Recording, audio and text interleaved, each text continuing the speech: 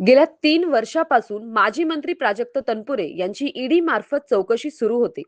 आज त्या ईडी प्रकरणाचा निकाल लागला असून न्यायालयाने तनपुरे यांच्या बाजूने निर्णय देत त्यांना क्लीन चिट दिल्याची माहिती समोर येत आहे.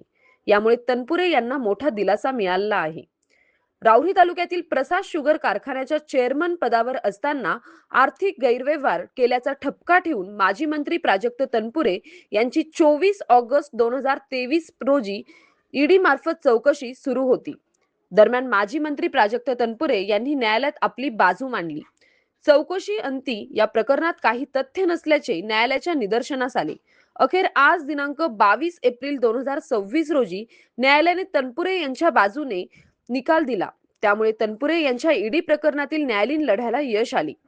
ईडी प्रकरणात तनपुरे यांना क्लीन चिट मिळाल्याने तनपुरे समर्थकांमध्ये उत्साह दिसून आला.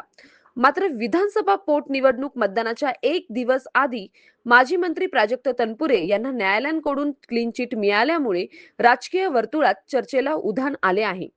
राजेंद्र मसे, MS न्यूज 15, राहुरी. अशाच नवनवीन बातम्या पाहण्यासाठी चॅनलला सबस्क्राईब करा.